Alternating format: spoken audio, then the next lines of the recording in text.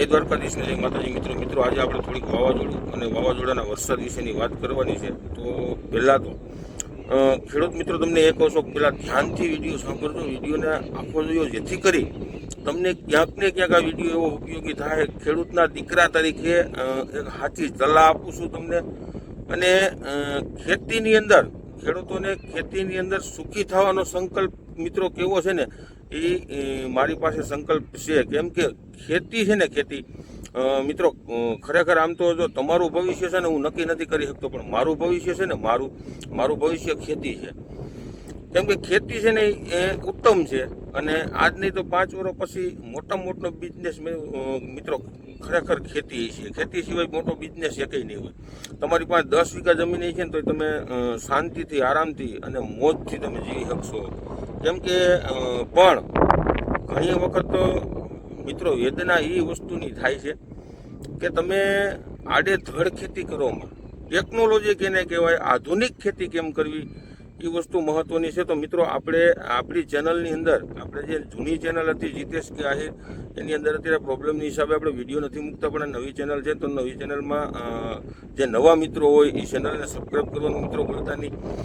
ખેડૂતોને એક આપણે સારું એવું અભિયાન ખેડૂતો માટેનું એમાં આપણે ટૂંક સમયમાં નવા વિડીયો કાયમી મૂકવાના છીએ। પણ અત્યારે વાવાઝોડું અને વરસાદ વિશેની તમને એક સચોટ માહિતી આપી દો મિત્રો। આપણે આની પહેલાં ઓલા ચેનલની અંદર વિડીયો મૂક્યો હતો કે વૈશાખ મહિનાની વહેલા પખવાડિયાની અંદર એક માવઠાની સંભાવના, એટલે કે પ્રી મોન્સૂન એક્ટિવિટી થવાની છે મિત્રો। અત્યારે સમય આવીને ઊભો રહ્યો છે, અને જો અત્યારે આપણે આ લગભગ 5 તારીખથી માવઠું ચાલુ થયું હતું, અને આજ લગભગ 17 તારીખ છે।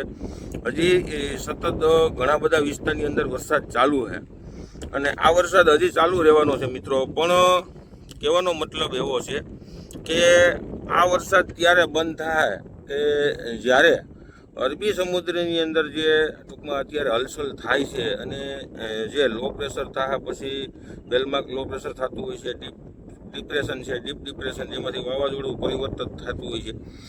એટલે અને અરબી સમુદ્ર મિત્રો કેવો છે ખરેખર, એક જો અત્યારે આપણે ખેડૂતોને કેવી રીતે સાવચેતી રાખવી, કોઈ ખેડૂતોએ ક્યાંય વેમમાં રહેવું નહીં કે વરસાદ નહીં થાય કે આપણું આમ છે મિત્રો। કારણ કે જો અરબી સમુદ્ર છે ને, ખાસ મિત્રો ધ્યાનથી સાંભળજો, અરબી સમુદ્ર કેવો છે કે જેમ આપણે એક રોડ માથે ગાંડો આવેલો જતો હોય ને, હવે ગાંડો એનો કેળો એ નક્કી નથી કરી શકતો। એ ઘડીક થાય ને ત્યાં ડાબી બાજુ ઉતરી જાય, ઘડીક થાય તો જમણી બાજુ ઉતરી જાય, અને ઘડીક થાય તો સીધો હાલવા માંડે।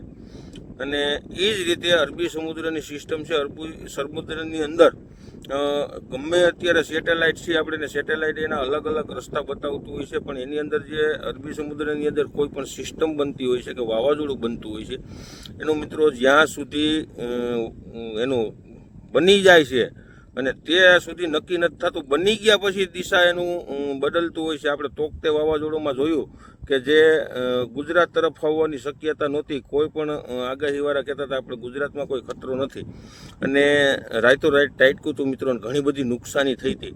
એટલે મારું તો પહેલાં એ જ કહેવાનું છે, દરેક ખેડૂત મિત્રોએ ખરેખર જો આ વસ્તુની અંદર ભલે આપણે એમ કહીએ કે વાવાઝોડું ગુજરાત ઉપર ન આવે મિત્રો, એ દ્વારકાધીશ પાસે એવી પ્રાર્થના કરીએ કોઈ ખેડૂતને 1 રૂપિયાની નુકસાની ન થાય, પણ આમાં આપણું ક્યાંય હાલતું નથી। આ બધી કુદરતી છે, આપણે આપણી સેફટીમાં રહેવું ફરજિયાત છે। 20 તારીખ પછીથી એટલે 21 તારીખેથી પ્રી મોન્સૂન એક્ટિવિટી મિત્રો ચાલુ થઈ જાય। 21 તારીખેથી વરસાદ ચાલુ થઈ જાય ઘણા બધા વિસ્તારની અંદર। 21 તારીખથી લઈને 30 તારીખ સુધી વરસાદની સંભાવના છે।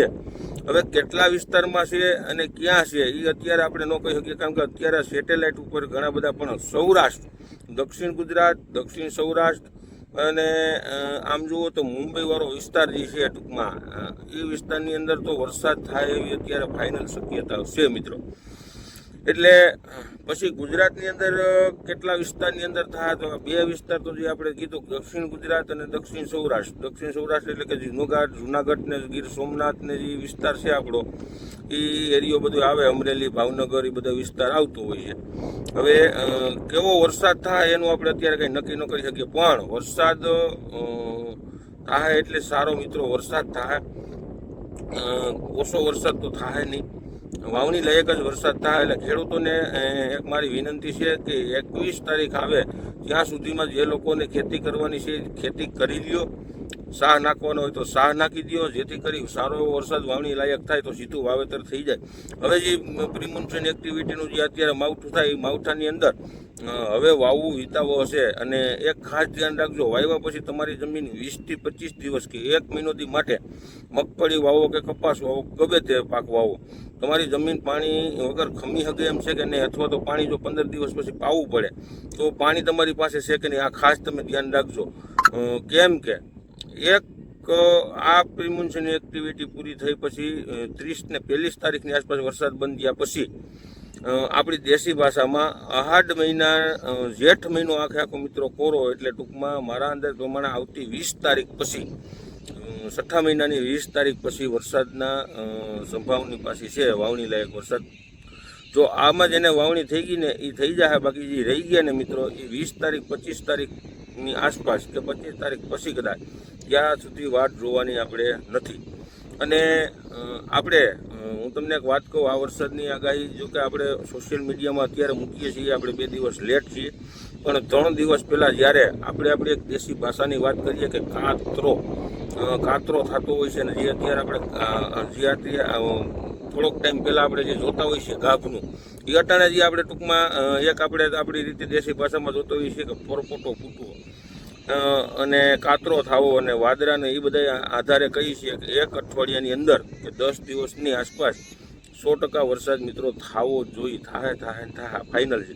એટલે કોઈ ખેડૂત મિત્રોએ ક્યાંય ખોટા વ્યમમાં રહેવું નહીં, કાંઈ થાય નહીં, કોઈ એમ કહેતા હોય તો એ મગજમાંથી કાઢી નાખજો. આપણે આપણી સેફટીમાં રહેવું એ ફરજિયાત છે.